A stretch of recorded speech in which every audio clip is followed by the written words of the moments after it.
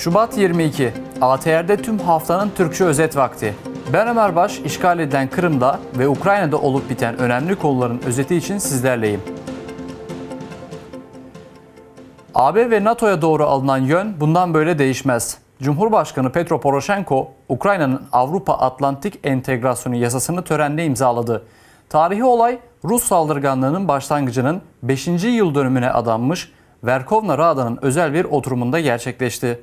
Bundan böyle Ukrayna'nın NATO ve Avrupa Birliği'nin tam üyesi olma arzusu anayasada yer alacak ve Petro Poroshenko'ya göre bu sonunda Putin'in Ukrayna'yı bölme planlarını imha etmek anlamına geliyor. Не будемо питати дозволу.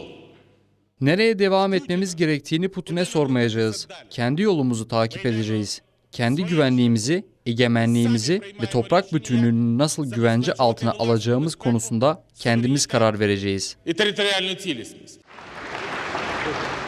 Sayın Başbakan, Sayın Başkan,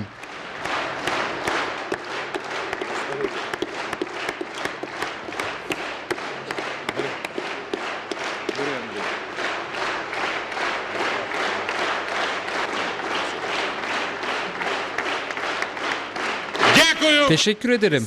Yaşasın Ukrayna.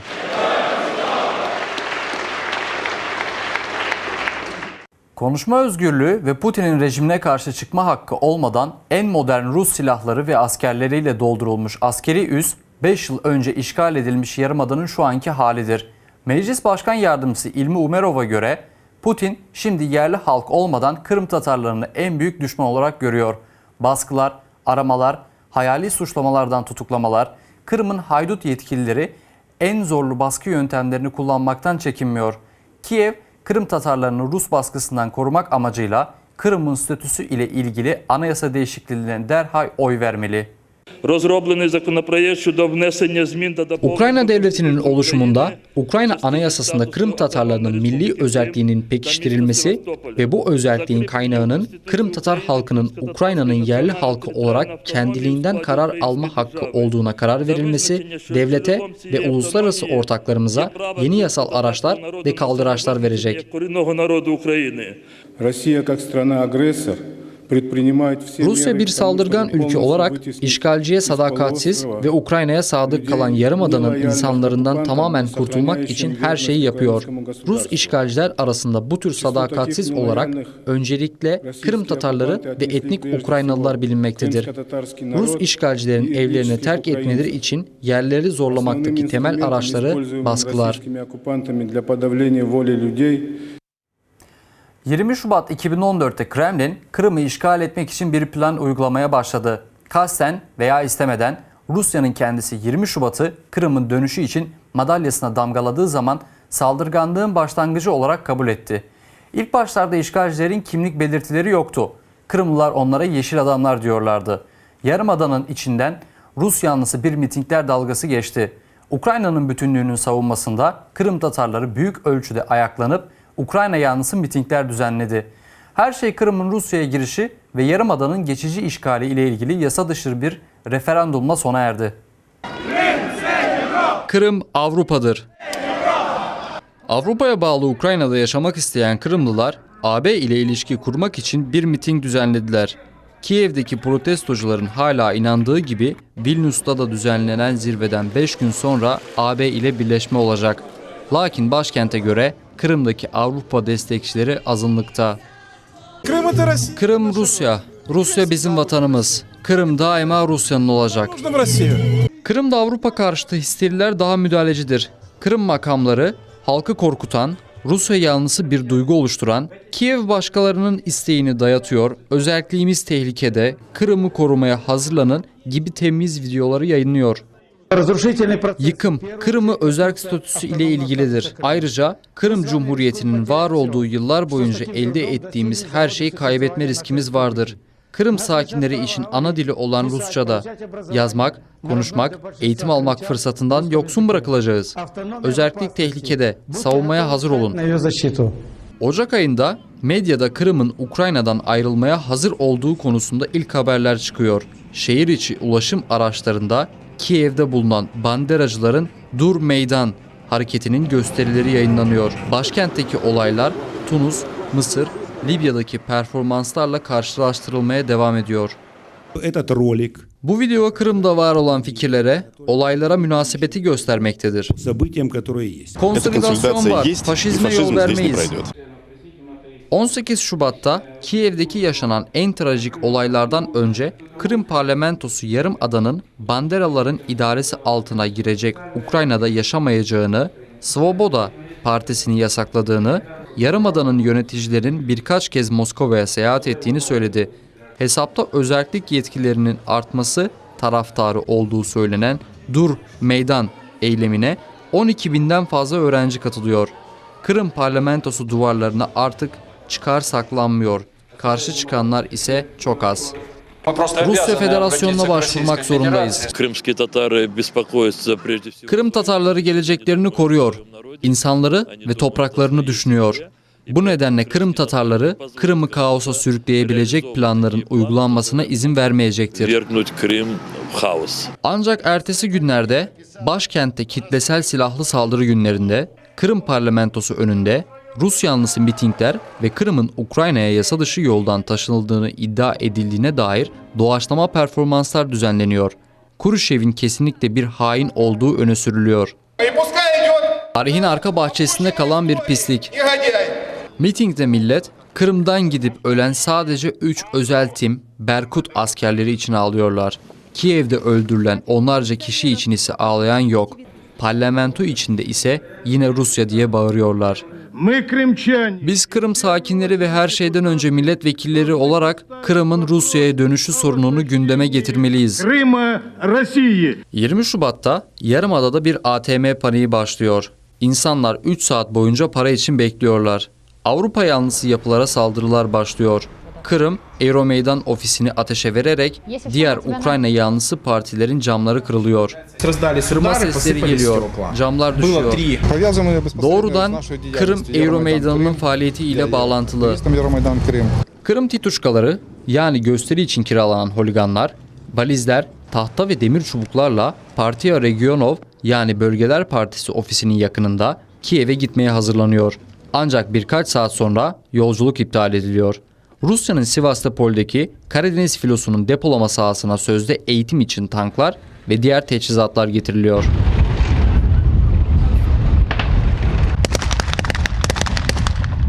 Makineli tüfeklerden, bazen de tanklardan ateş sesi geliyor. Beyler, size meydanı bastırmaya gidiyorlar diyemem. %100 Moskova'nın eli vardır. Bence Yanukovych Putin ile çok iyi arkadaşlar. 20 Şubat'ta Moskova'ya gidip gelen Konstantinov, Yarımada'nın Ukrayna'dan ayrılabileceğini iddia ediyor. Ve zaten 21 Şubat'ta Kırım parlamentosunun önünde Euromeydanlara karşı Georgi kurdelesi takanlar ortaya çıkıyor. Kırım'ın ayrılması ise böylece başladı. Gün boyunca Rus askeri teçhizatları, Kazaklar, Yeşil Adamlar ortaya çıkmaya başladı. Victoria Boyko, Zaman, ATR. Avrupa Birliği tutuklanan Ukraynalı denizcilerin hemen serbest bırakılması ile ilgili çağrılarda bulundu. Aksi takdirde Rusya'ya karşı yeni yaptırımlar kaçınılmaz olacak. Bugün bunlar Avrupa Birliği Dışişleri Bakanları toplantısında konuşuldu. Avrupa Birliği Dışişleri Yüksek Komiseri Federico Mogherini'ye göre yeni kısıtlamalar önümüzdeki 2 hafta içinde uygulamaya konabilir. Ve hepsi Rusya'nın Kerç Boğazı'ndaki saldırganlığı ve Azak Denizi'ne giriş meselesi nedeniyle. Ayrıca Avrupa Kremlin'in Ukrayna'ya yönelik politikasında herhangi bir olumlu gelişme görmüyor. Moskova uluslararası hukuku ihlal etmeye devam ediyor ve bir eylemde bulunmak istemiyor. En başından beri her zaman yaptırımların amacının sonsuza dek olmadığını, durumun değişmesi için bir baskı yöntemi olarak gerektiğini söylemiştim. Ancak olumlu bir adım görmüyoruz ve bu nedenle üye ülkeler şimdiye kadar onları takip etmeye hazır olduklarını doğruladılar.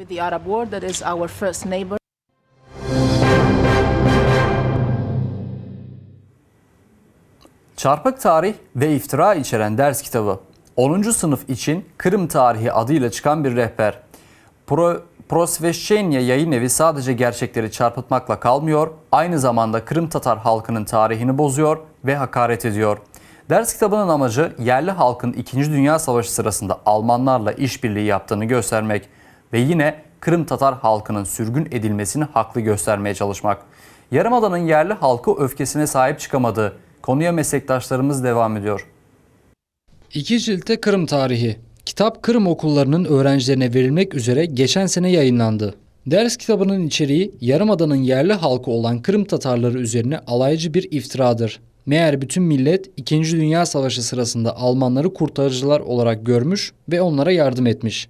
Bunun için minnettarlık adına camiler açmış, para ve yiyecek dağıtmışmış. Bu olay herkesi hayli rahatsız ettiği için Kırım Tatarları, Kırım'da işgalci Milli Eğitim Bakanlığı ve kolluk kuvvetlerine itiraz etti. Başvurular Natalya Gonçarova adına, aşırıcılıklığa karşı direnç merkezine, FSB'ye, soruşturma komitesine ve diğer denetleyici kolluk kuvvetlerine yapıldı. Kırım Tatarları, ders kitabının aşırıcılığı tarafından tanınmasını ve eğitim kurumlarının tüm eğitim programlarından çıkarılmasını talep ediyor. Etnik ve dini nefrete sebebiyet verebilir. Fakat daha da ötesi, yazarlar kasıtlı olarak çocukların kafasında Kırım Tatarlarının işbirlikçi ve hain olduğuna ilişkin imaj oluşturma niyetindeydi. Bu, tüm halkımız için kişisel bir hakarettir ve ahlaki olarak gözlerimizi kapatmaya hiçbir hakkımız yoktur. Bu kitapların var olmaya hakkı yok ve buna gözlerimizi kapatmaya hakkımız yok. Rus işgalcileri yerli halkların tarihini kasıtlı ve kalıcı olarak çarpıtıyor. Bunun kanıtı sıra dışı benzer durumlar değildir. 2018'de Rybakov ve Prirabijenski tarafından Kazan Tatarları hakkında düzenlenen Anavatan'ın tarih ders kitabı ile benzer bir durum yaşandı. Ancak aydınlar mahkeme yoluyla bu ders kitabının aşırıcı olarak tanınması yolunda adaleti elde edemedi ve şimdi dava Avrupa İnsan Hakları Mahkemesi'nde beklemede. Benzer bir durum Çeçen halkı ile ilgili olarak Osya sen Osya, sen benden korkma şarkısıyla oldu.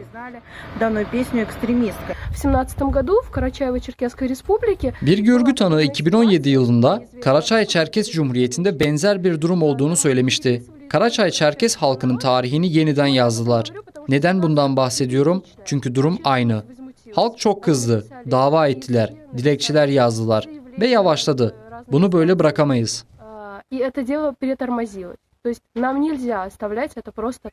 Kırım Tatarlarında Tatar vatandaşlarını, Ukrayna yurtseverlik yasasını, milli dinin ulusal, ırksal, dini nefreti ve küçük düşürülmesi, ulusal dinin, ırki ve dini nefret ve insan aklının rahatlığı için çağırdılar.